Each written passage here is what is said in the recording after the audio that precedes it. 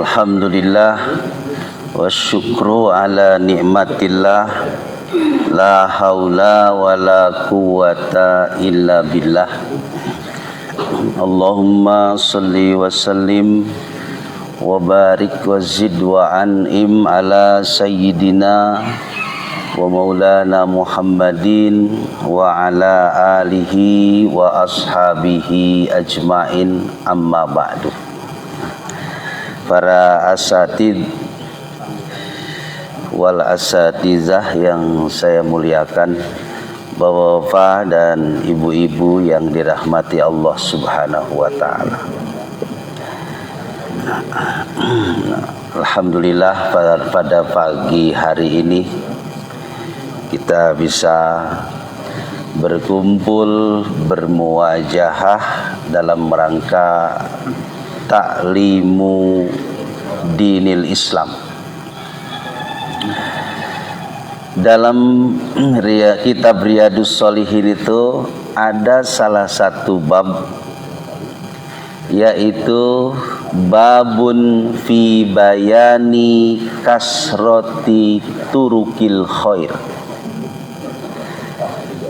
Bab yang membahas tentang banyaknya jalan menuju kebaikan.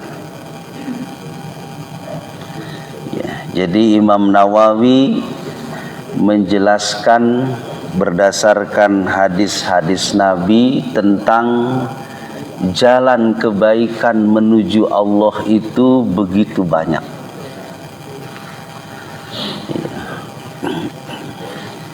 Ada jalan yang panjang, ada jalan yang pendek, ada jalan yang terjal, ada juga jalan yang datar. Itu banyak hadis-hadis menjelaskan tentang bagaimana menuju Allah itu banyak cara. Jadi kalau Roma Irama itu banyak jalan menuju Roma. Ternyata banyak jalan menuju untuk berbuat kebajikan. Biasa Imam Al-Nawawi memulainya dengan ayat-ayat suci Al-Quran. Yang pertama, beliau mengutip, wa ma taf'alu min khairin fa innallaha bihi alim. Wa dan ma apa yang taf'alu kalian kerjakan min khairin dari kebaikan, fa innallaha bihi alim, maka Allah mengetahui dengan apa yang kalian kerjakan itu. Kemudian wa ma taf'alu min khairin ya'lamhullah, dan apa yang kalian kerjakan dari kebaikan Allah mengetahuinya. Faman ya'mal misqala dzarratin khairan yarah, dan siapa yang mengerjakan kebaikan sebesar zarrah pun yarah, Allah melihatnya. Man amila sholihan fali nafsih, siapa yang beramal soleh maka kebaikannya akan kembali kepada dirinya. Ini adalah sejumlah ayat yang dipakai pendahuluan oleh Imam An-Nawawi untuk menjelaskan hadis-hadis tentang kebaikan.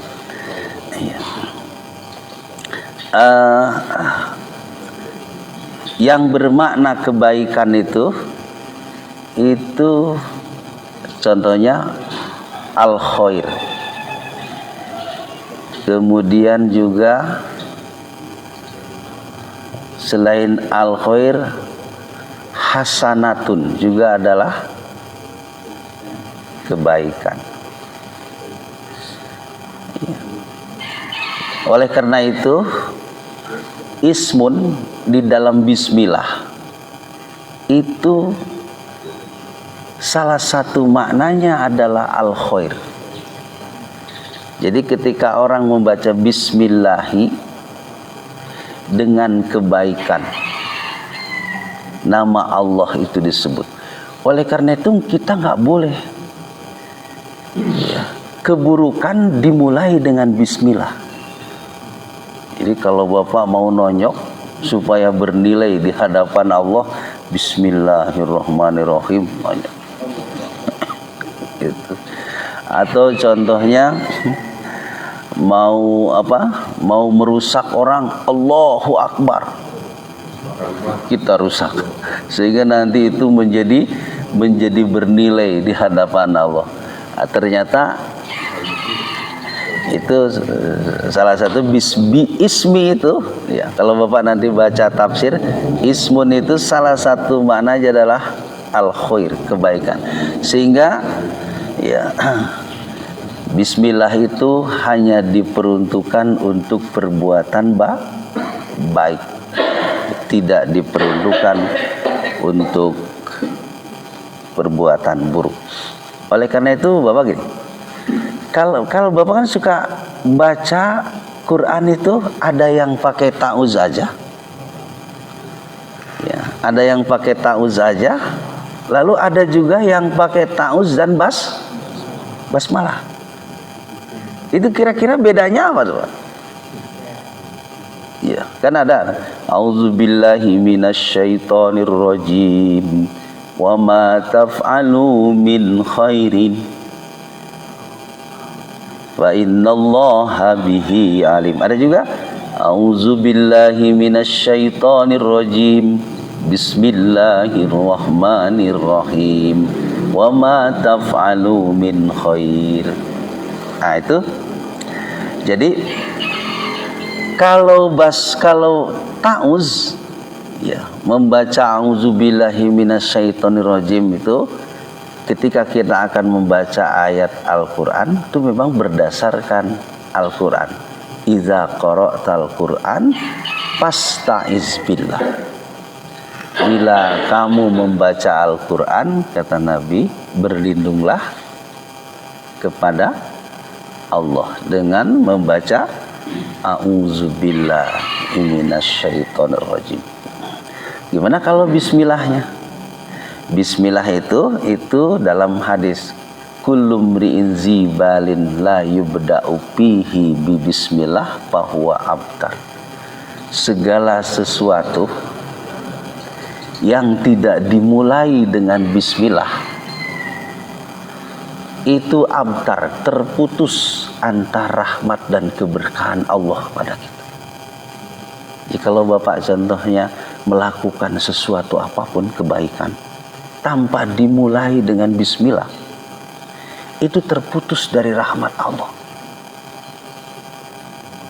terputus dari nilai itu dikaitkan dengan ibadah kepada Allah. Mau makan, bismillahirrahmanirrahim.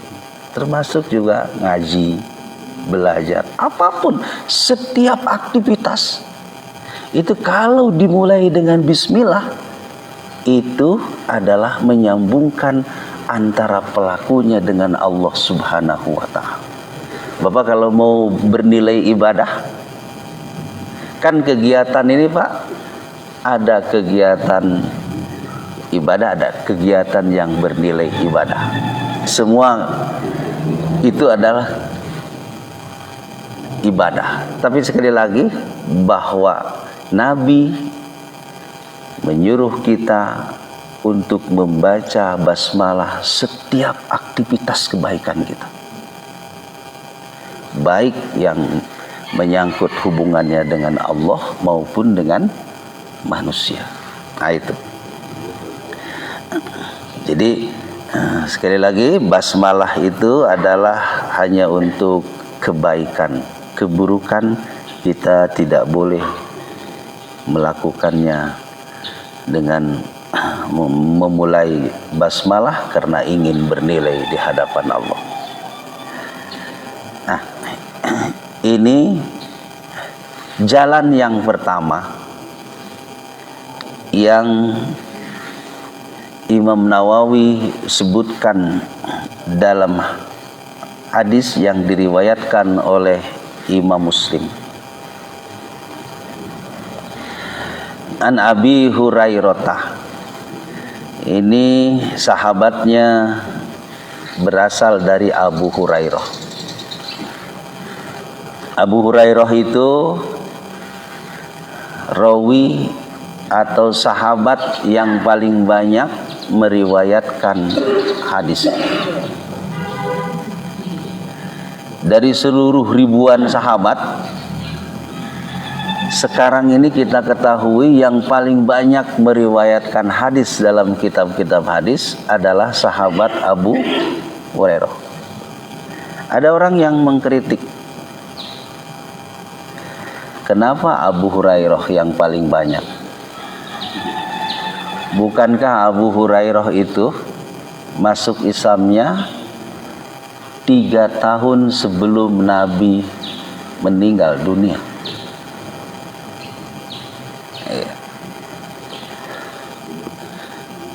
Bukan Abu Bakar yang sejak awal dari Mekah juga di Madinah, atau Umar bin Khattab radhiyallahu, atau Utsman bin Affan, tapi Abu Hurairah. Jawaban para ulama bahwa Abu Hurairah itu selalu mengikuti Nabi semenjak dia masuk Islam itu. Terus sehingga ketika suatu saat Nabi menganjurkan silaturahmi kepada para sahabatnya, bahwa manfaat silaturahmi itu begitu besar, begitu banyak. Disebutkanlah silaturahmi itu nanti memperpanjang usia, juga nanti membuka pintu rezeki. Nah, itu Abu Hurairah luar biasa mengamalkan hadis itu, sehingga tidak kelihatan beberapa hari. Lalu Nabi tanya, kemana Abu Hurairah? Lalu ketemulah, kata Nabi, ya Aba Hurairah, aina kunta amsi? Kemana kamu kemarin? Nggak terlihat. Lalu Abu Hurairah menjawab, zurtu unasan min ahli. Aku berkunjung silaturahim kepada kawan-kawan, saudara-saudara. Itu dalam rangka mengamalkan hadis silaturahim. Nah, itu. Jadi para sahabat itu kalau ada Nabi mensabdakan itu, kemudian langsung mempraktekkan. Nah, ini hadisnya riwayat Abu Hurairah. Qala Rasulullah sallam, ala adullukum ala ma yamhullahu bihil khotoya wa yarfa'u bihid darajat. Kata Nabi, maukah aku tunjukkan kepada kalian, wahai para sahabat, ala ma yamhullahu bihil khotoya, suatu pekerjaan yang akan menghapus semua dosa,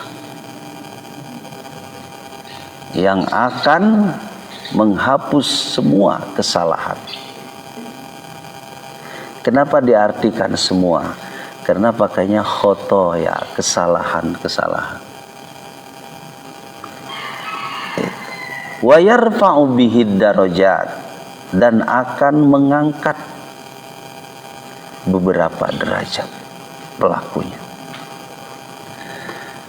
Ini disabdakan oleh Rasulullah SAW, diambil, diterima oleh Abu Hurairah.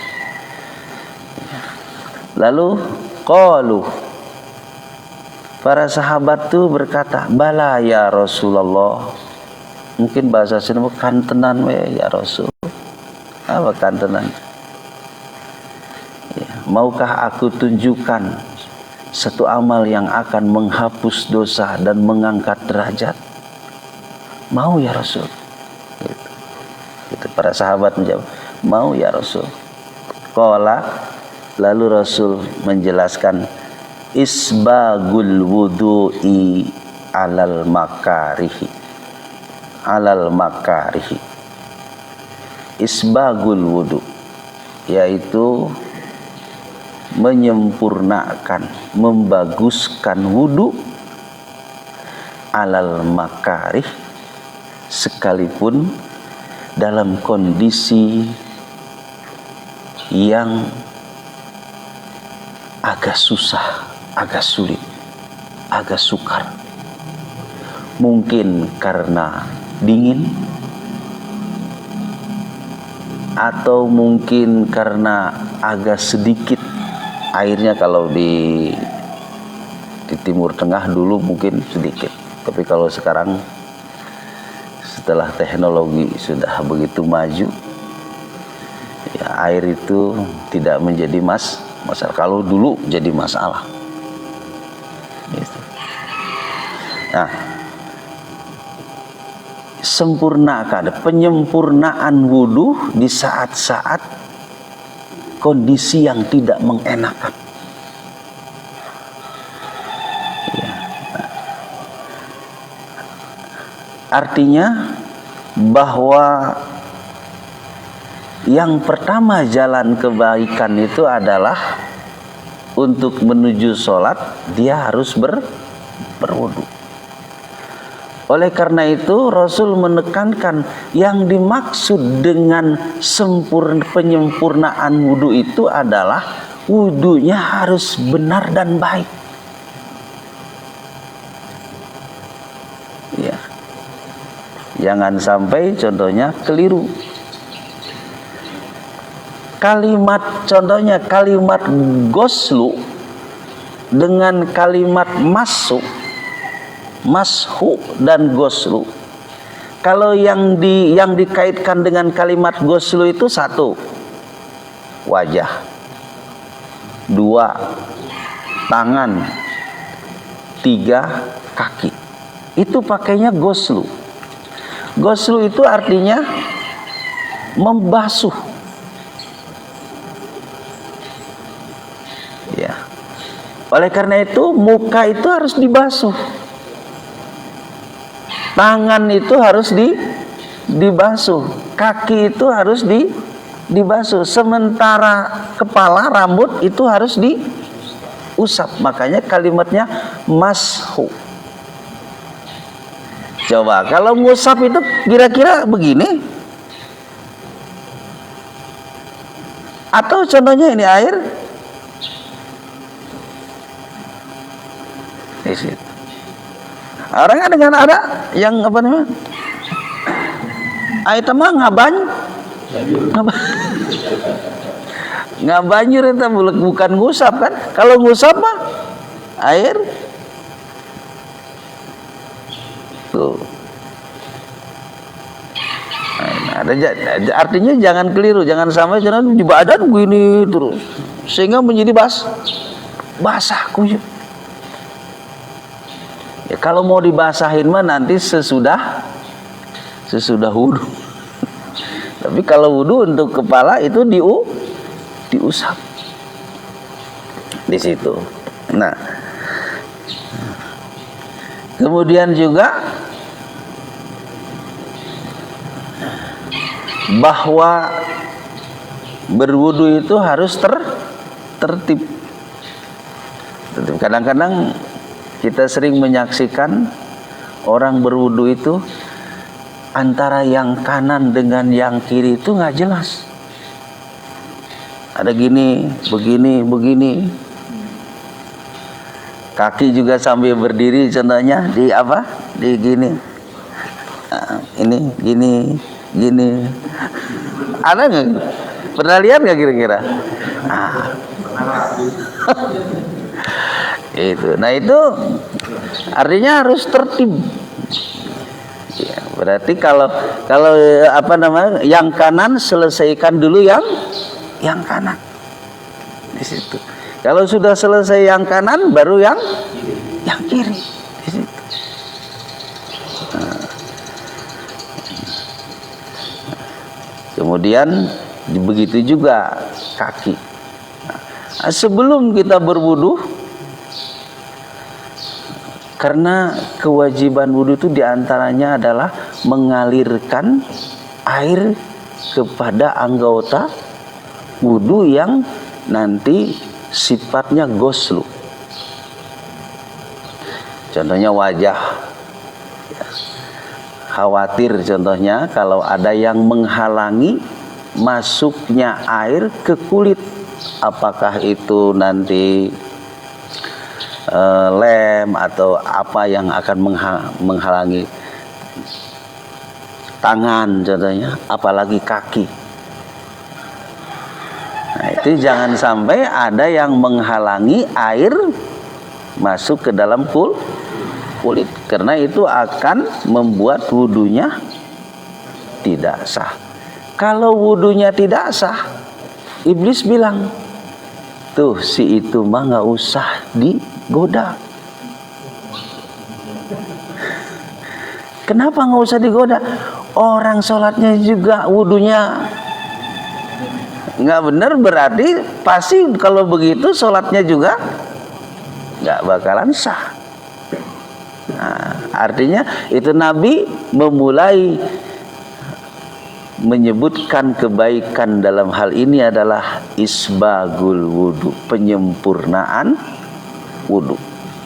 Nah, di sini alal makarih, di saat-saat kondisi yang tidak mengenakan. Makarih itu dari kata makruh.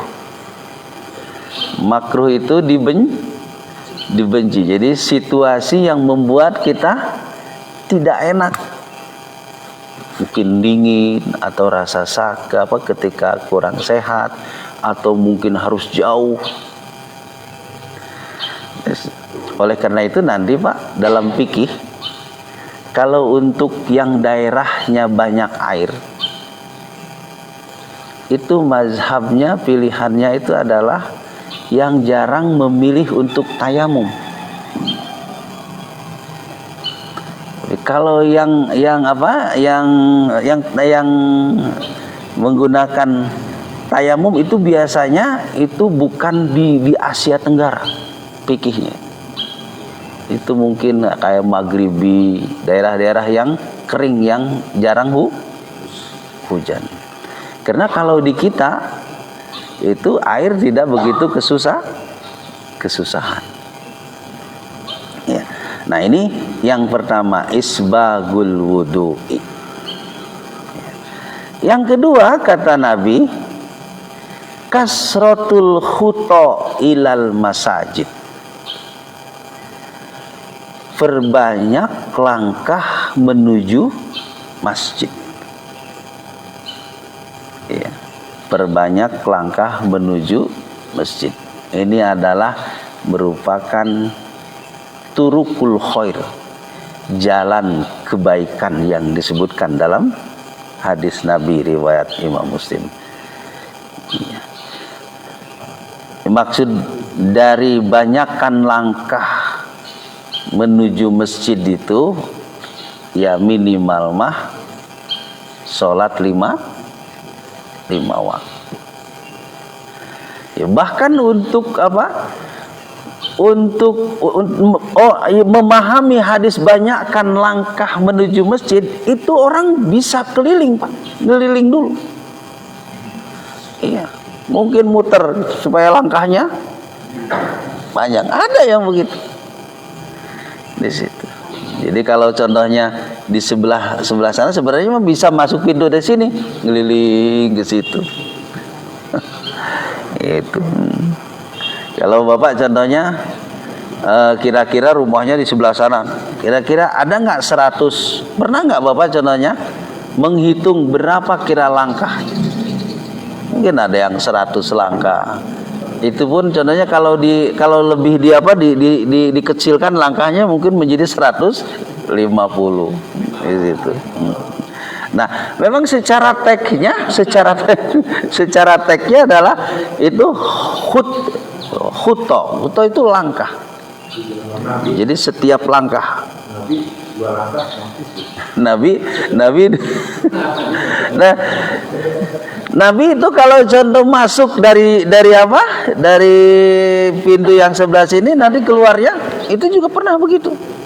Itu. Kalau Nabi mah pintunya langsung gitu kan.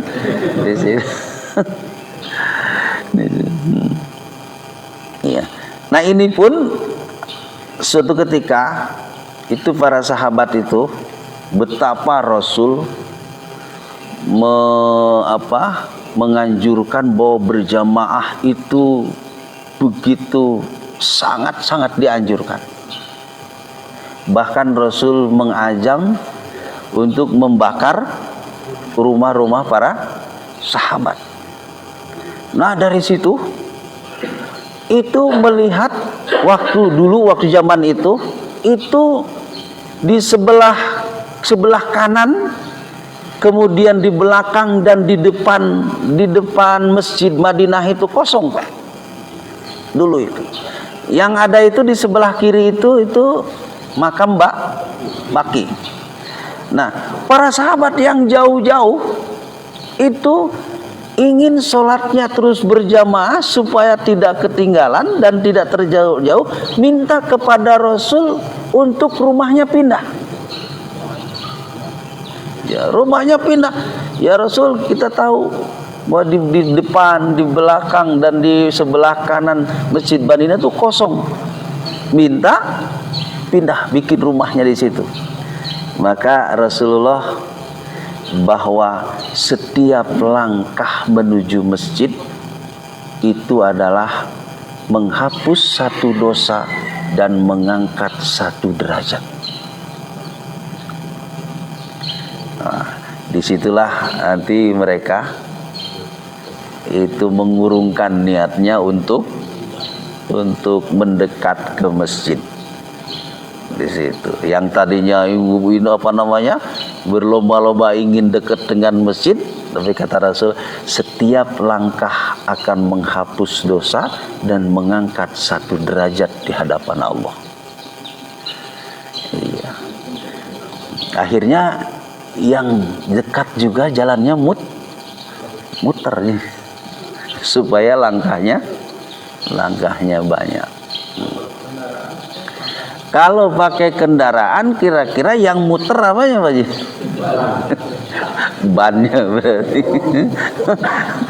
Itu puteran bannya kayaknya tuh di situ. Tapi sekali lagi zaman Nabi nggak ada ban di situ.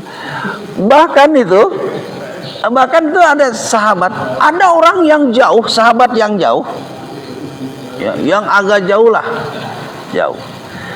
Udah gitu sahabat yang lain bilang, atuh ai jauh macik make onta atau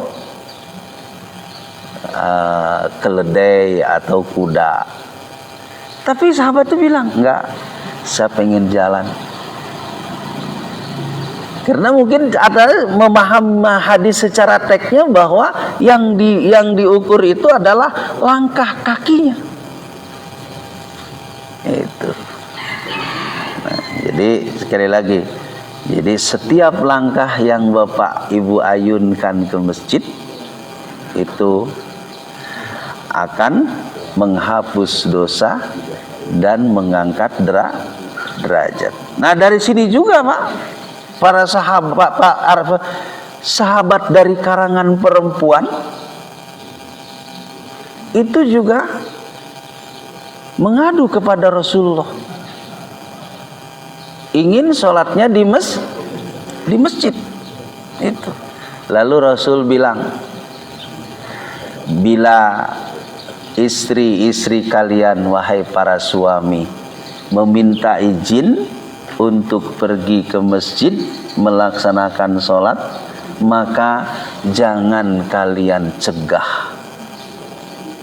Bahkan dalam riwayat ajir, di riwayat yang lain, berilah izin mereka.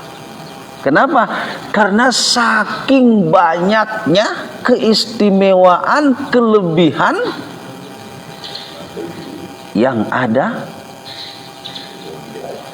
dalam menuju masjid. Di situ. Nah, nanti pertimbangannya adalah pertimbangan mana yang lebih wajib. Situ. Mana yang lebih wajib. Kalau masih punya anak kecil, ya khawatir anak kecil ini mungkin akan bahaya kalau ditinggalkan, maka merawat anak kecil itu lebih wajib daripada datang ke masjid. Itu. Tapi kalau contohnya anak-anak sudah pada dewasa, bahkan sudah tidak ada lagi yang kecil, berdua jalan itu lebih menunjukkan keharmonisan di situ.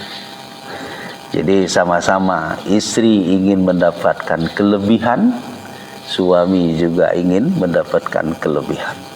Itu. Nah, ini kasratul huta ilal masjid. Kasroh itu dari kata kasir.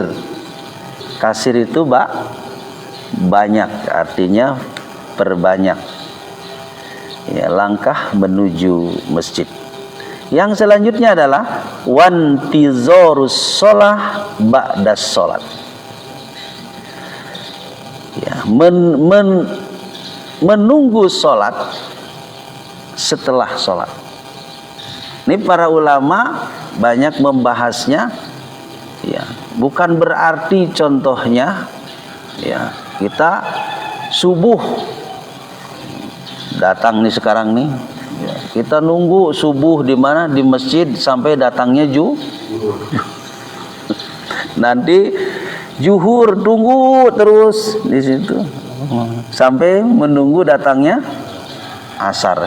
Mungkin kalau lagi umroh dan haji mungkin itu terjadi ya. Terjadi di situ. Tapi itu mungkin waktu-waktu yang pendek.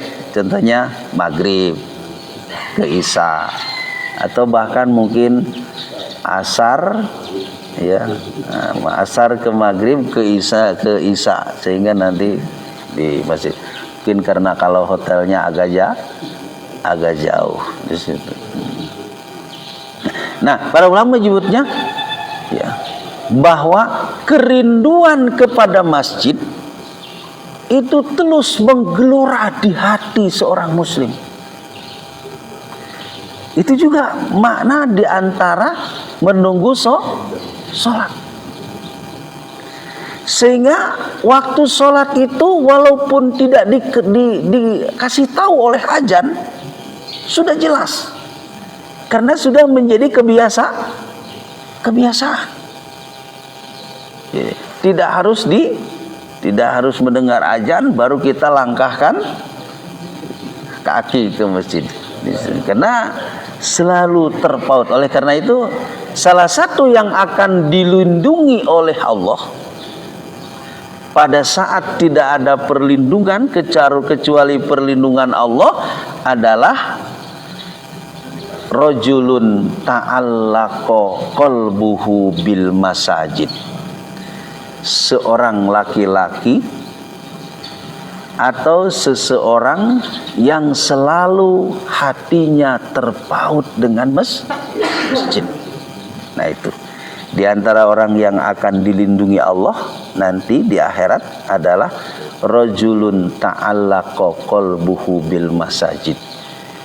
Seseorang yang selalu rindu hatinya dengan masjid. Oleh karena itu, Pak, makna hayya 'alas shalah apa kira-kira? Mari berbahagia. Kalau hayya 'alas shalah kan mari kita sholat. Kalau hayya 'alal falah mari kita berbahagia. Jadi artinya kalau begitu ke masjid itu refreshing, menyegarkan. Itu. Bapak kalau contohnya makna, ini makna dalam apa? Dalam ini kebiasaan milenial, ada refreshing, ada healing, ada hunting. Ya, ada refreshing, ada healing, ada hunting. Kalau hunting itu berburu. Jadi berburu makanan. Yuk kita hunting. Kalau healing itu kegiatan yang menyehatkan. Mungkin jenanya perbaikan gigi. Di situ. Nah, kalau refreshing itu menyegarkan di situ, membugarkan gitu. Dia membuat kita enjoy, bahagia. Nah, salah satunya adalah hayya 'alal falah, mari kita berbahagia. Tuh. Iya. Jadi sholat itu adalah membuat kita bahagia, banyak silaturahmi, ketemu sahabat, ngobrol-ngobrol dan sebagainya. Oleh karena itu, jauhilah pertikaian, permusuhan di masjid. Itu. Fazalikumur ribat, maka itulah ribat. Ribat itu adalah pengikat. Ribat itu, dasi itu artinya ribat, bahasa Arabnya. Dasi yang suka dipakai itu ribat. Maka itu sebagai pengikat kebaikan. Iya. Makanya ini arti secara keseluruhan. Tapi kali itu saya simpulkan bahwa Nabi memberikan 3 jalan kebaikan. Yang pertama, sempurnakan wudu. Yang kedua, banyakkan langkah menuju masjid. Yang ketiga, selalu rindu hatinya dengan sholat. Itulah 3 kegiatan itu yang mengundang ampunan Allah dan menghadirkan derajat di hadapan Allah Subhanahu wa taala. Ini hadis yang pertama. Kemudian Pak, sebenarnya hadisnya itu ada 20 dalam bab ini. Cuman saya kutip beberapa. Yang satu yang tidak diulang-ulang terutama. Ini ada an Jabir. Tadi jalan satu versi kebaikan yang dalam hadis Muslim. Ini juga dalam Muslim. Ini juga jalan kebaikan. Kata Nabi melalui sahabat Jabir bin Abdillah, la yagrisul muslim gorsan payakulah minhu insanun wala dabbatun wala toirun illa kana lahu sodakotan ila yaumil qiyamah. Tidaklah seorang muslim itu menanam satu tanaman, fayakul, lalu makanan itu dimakan oleh siapa? Manusia. Wala dabatun, binatang melata. Wala tairum, burung. Illa kecuali kana lahu sodakoh, kecuali itu adalah akan menjadikan semua itu sedekah. Ila yaumil qiyamah, sampai hari kiamat. Kalau Bapak contohnya ingin sedekah yang tidak diketahui oleh orang, Bapak contohnya ada sebidang tanah, sepenak tanah, mungkin contohnya 2 tumak atau 1 mak. Kemudian Bapak menanam padi. Iya. Ternyata orang-orang mah dipanen. Kalau Bapak nggak dipanen-panen. Bapak sudah niatan dari awal, saya menanam padi ini bukan untuk dimakan oleh saya, tapi saya sengaja sedekah untuk burung-burung. Oh, wah, luar biasa. Jadi itu adalah merupakan juga sedekah. Di situ. Nah, kalau Bapak contohnya sekarang nih umur sudah contohnya 70 tahun. Lalu Bapak ada sebidang tanah. Lalu Bapak nanam pohon mangga, alpukat. Lalu ada orang berkomentar, Bapak,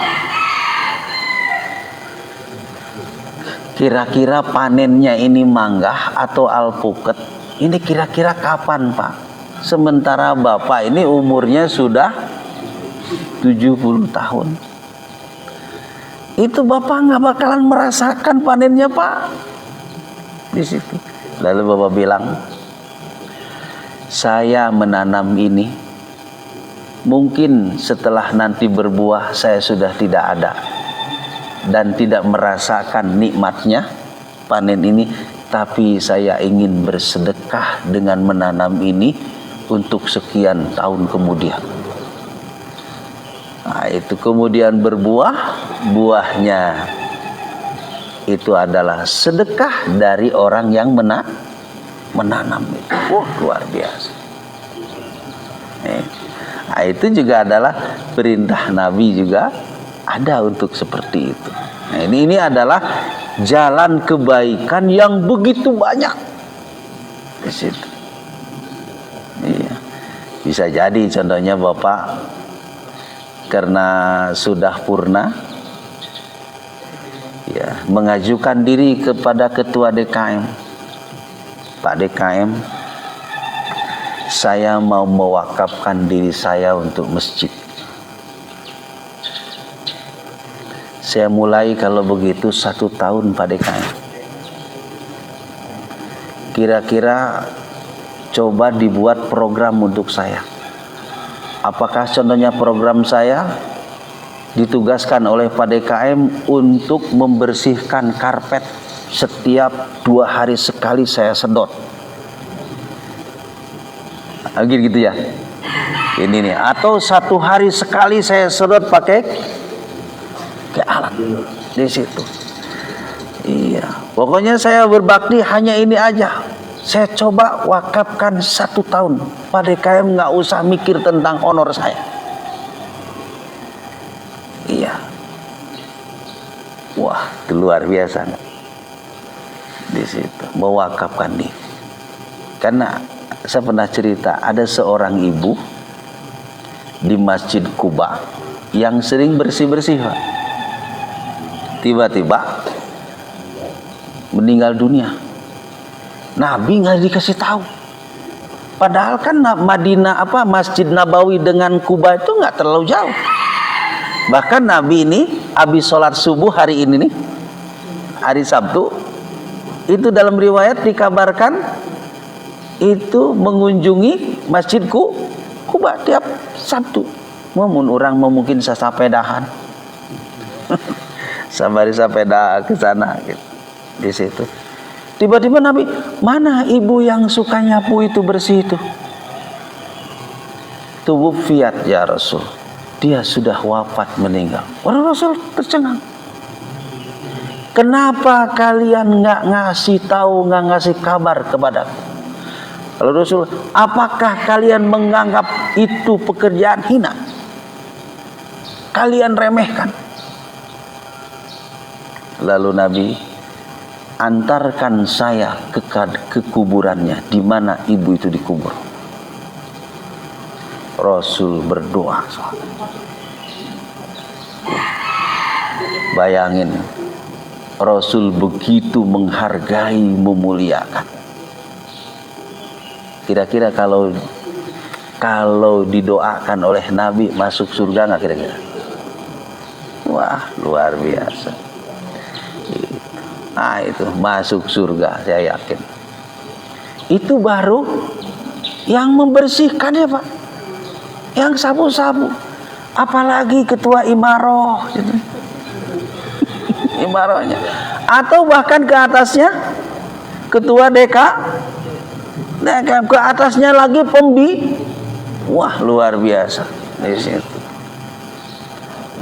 Nah, jadi artinya jalan menuju kebaikan itu betapa banyak di situ. Nah ini baik.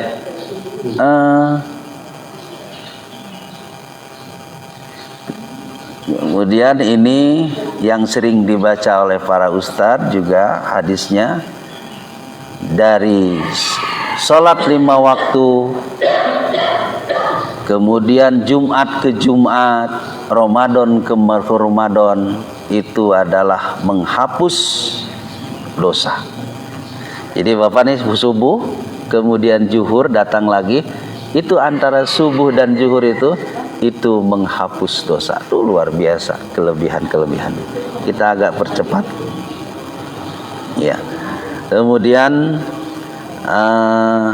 ini dari Abu Musa, ala kulli muslim shadaqah. Kata Nabi, setiap orang muslim itu harus sedekah. Itu dianjurkan dengan kuat untuk sedekah. Lalu Abu Musa tanya, ya Rasulullah, kalau dia tidak memiliki untuk disedekahkan, gimana? Lalu kata Rasul, ya'malu biyadaihi fayanfa'u nafsah wa yatasaddaq. Bekerjalah dengan tangannya, lalu dia akan mendapatkan manfaat untuk dirinya, dan sedekahkanlah. Gimana? Kata pertanyaan lagi, kalau nanti dia tidak bisa bekerja, tanya, yu'inu zal hazah al mahluk, memberikan pertolongan kepada orang yang membutuhkan. Kalau tidak sanggup lagi, kata Abu Musa, kala ya'muru bil ma'ruf, menganjurkan kepada kebaikan. Tanya lagi, kalau tidak bisa, kata Rasul, kala yumsiku anisyirri, tahan untuk tidak melakukan keburukan, itu juga adalah sedekah.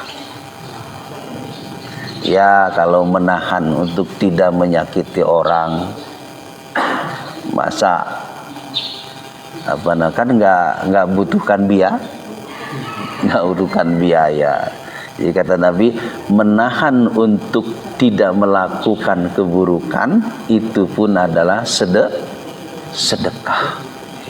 Nah, ini artinya saking banyaknya jalan kebaikan yang akan membuat kita bahagia dunia dan akhirat. Tentu kata Nabi, setiap amal kebaikan itu harus istiqomah terus panjang. Ya. Baik, Bapak dan Ibu, itu mungkin kalau ada yang ditanyakan, mangga, atau menambahkan, mangga, Kang. Assalamualaikum warahmatullahi wabarakatuh. Oh ya. Ada yang berbeda apakah satu ekor sapi atau sapi misalkan 2 orang kami kita kemampuannya cuma 1 kambing, tapi pengen keluarga kurban, apakah keluarga bisa maksudnya diberikan kurban atau keluarga ini bisa.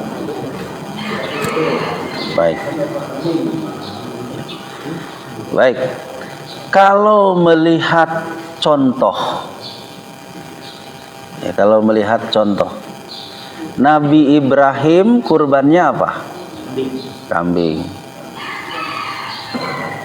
Nabi Muhammad juga kurbannya kambing. Nah, kalau melihat contoh itu, berarti yang paling utama adalah kambing. Kalau dari situ, kenapa sekarang digandrungi sapi di kita? Karena melihat kebutuhan kitanya. Jarang orang yang mengkonsumsi kambing. Darah tinggi. Nah, kemungkinan pilihan sapi itu Pak ya? Iya, di situ. Iya. Tapi berdasarkan hadis Nabi enggak sapi itu? Kalau dulu onta Ya. Dulu sapi di Arab ada enggak? nggak ada. Iya, enggak ada, mungkin kalaupun ada jarang kan? Iya. Dan apa namanya, contoh Nabi itu atau contoh sahabat itu untuk kurban itu kalau tidak kambing unta. Ya. Sementara sapi itu adalah qaulun Nabi, bukan fi'lun Nabi. Jadi hadis itu ada af'alun Nabi, perilaku Nabi. Ada qaulun Nabi, ucapan Nabi. Nah, kambing dan unta itu termasuk hadisnya golongannya qaulun Nabi. Af'alun Nabi, maaf. Jadi kambing dan unta itu af'alun Nabi. Jadi, unta contohnya nanti sahabat ada yang berkurban unta. Rasul melihat, menyaksikan, itu adalah merupakan disamakan dengan perilaku Nabi. Artinya disetujui oleh Nabi. Nah, kalau sapi itu adalah qaulin Nabi, ucapan Nabi bahwa sapi itu adalah untuk satu sapi untuk 7 orang. Itu ada hadisnya. Iya, di situ. Kalau satu kambing untuk satu orang. Iya. Sebesar apapun kambingnya nanti, atau semahal apapun, tetap untuk satu orang. Iya. Nah, itu idealnya, Pak. Idealnya. Tapi kalau Bapak contohnya gini. Kalau Bapak gini, saya cuman hanya satu kambing sanggupnya bisanya. Kan suruhannya, anjurannya kurban itu untuk setiap kepala. Untuk setiap orang. Orang yang punya kelebihan harta di tanggal 10, 11, 12, 13, maka dianjurkan dengan sangat untuk berkurban. Jadi per orang, Pak. Per orang. Di situ. Tapi nanti ada ucapan Nabi ketika Nabi menyembelih satu ekor gibas. Kata Nabi apa? Ini untukku dan untuk orang yang tidak sanggup berkurban.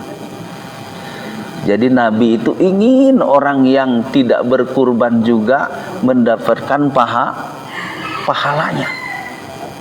Jadi kalau begitu Bapak contohnya sanggupnya contohnya 1 ekor dalam satu keluarga, bahwa cuma 1 ekor, maka Bapak bilang, ini adalah kurban dariku dan dari anak istriku yang tidak sanggup berkurban. Gitu. Tapi kalau Bapak contohnya sanggupnya semua anggota keluarga Bapak sanggup, maka semua kurban. Itu. Sekarang contohnya Pak DKM. Pak DKM, kira-kira jamaah Pak DKM ada nggak yang tidak sanggup? Ada nggak kira-kira yang tidak sanggup? Ada. Maka pada DKM contohnya, ini kurban dariku dan dari jamaahku yang tidak sanggup berkurban. Gitu. Itu. Tadi kan domba ya atau kambing, kurban untukku dan keluargaku misalkan. Kalau sapi kan tujuh misalkan aja niatnya gitu. Ya, berarti untuk satu orangnya, per orangnya dia niatkan itu. Dia niatkan yang tadi itu. Kalau contohnya Bapak pilihnya domba sapi. Itu berarti ini kurban dariku dan dari keluargaku yang tidak sanggup berkurban. Idealnya sekali lagi per orang satu idealnya. Idealnya per orang satu itu. Sehingga nanti tidak harus gantian. Kan kita kan gantian. Sekarang tahun ini papa ya. Nanti tahun depan mama. Nanti tahun depannya lagi adik, kakak gitu.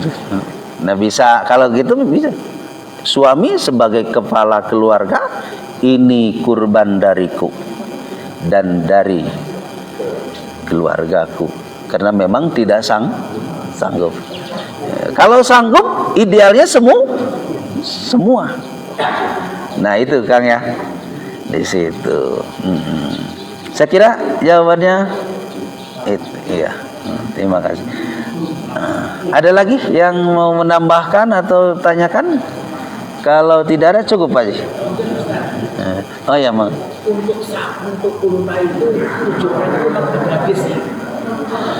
Kalau unta itu ada yang menyebut 10 Pak Haji. 10 Iya. Iya. 10. Iya. Kalau apa? Kalau sapi itu 7. Ada hadisnya. Iya. Saya sih di sini ada semuanya. Di pembahasan kurban khusus. Iya. Iya. Kalau kambing 1. Itu. Ada lagi Pak Haji. Tapi kalau di kita kan jarang ya yang kurban unta. Tapi hampir nggak ada Pak ya. Ada yang hampir. Kalaupun punya unta itu lebih baik beli sapi lah. Kalau Bapak jadi punya unta nih, dikurbankan unta mendingan beli sapi. Keluarga itu termasuk yang sudah menikah juga. Kenapa? Keluarga termasuk yang sudah menikah juga. Udah meninggal? Menikah. Oh, udah menikah. Beda lagi. Iya, keluarga. Jangankan keterikatan dengan keturunan. Nabi itu sangat umum. Ya, di situ.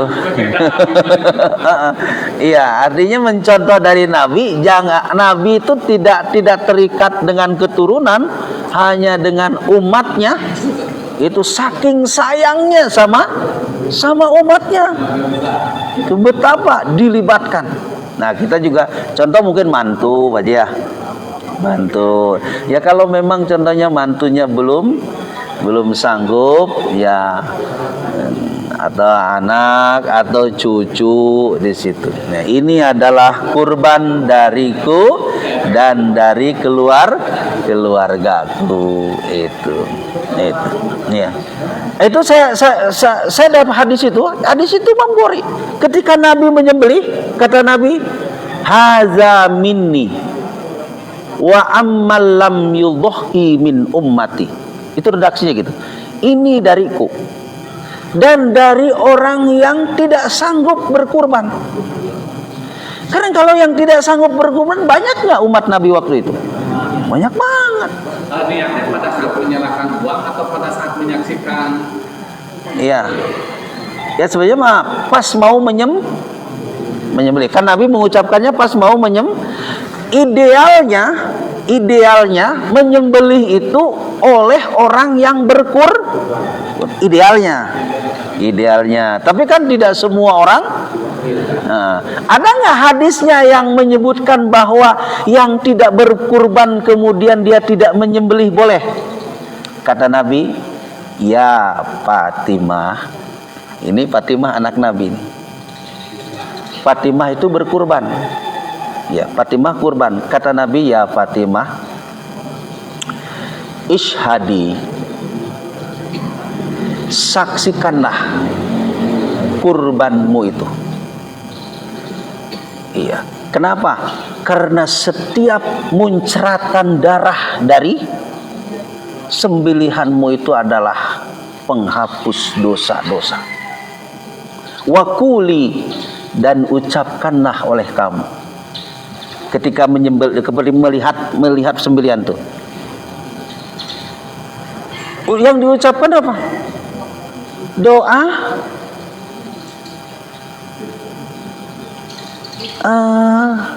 Aduh, saya jadi lupa.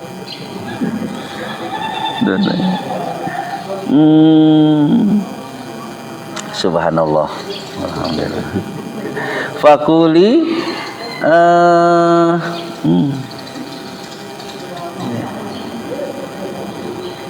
Aduh, lupa Pak Haji.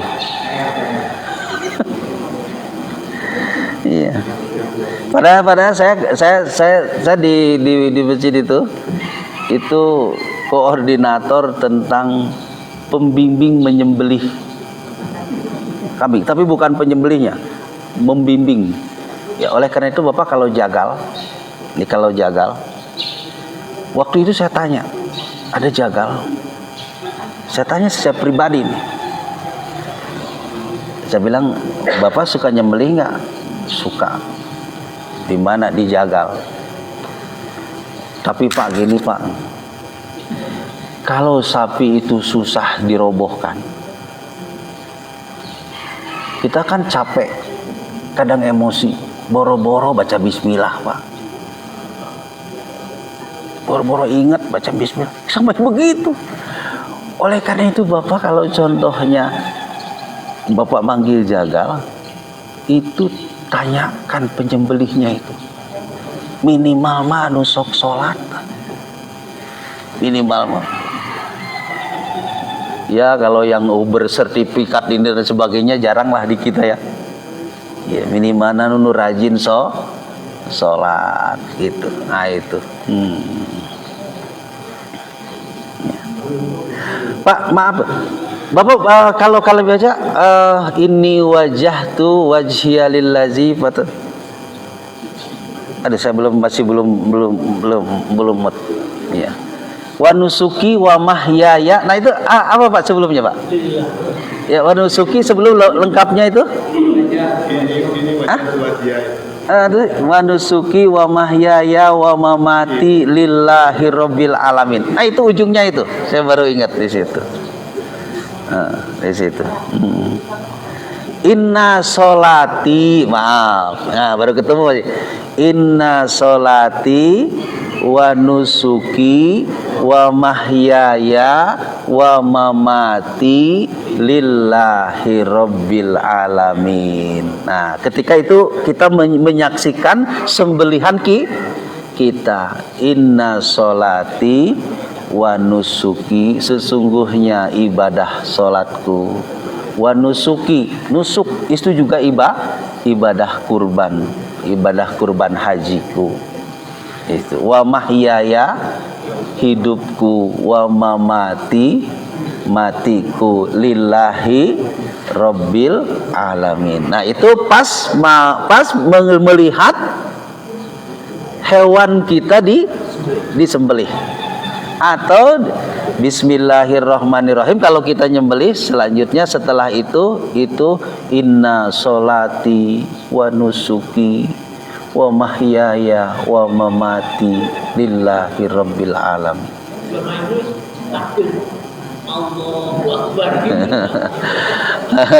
Itu. Nah itu juga pakai takbir, tapi nanti setelah itu diucapkan inna solati. Nah itu saya baca itu dalam fikhu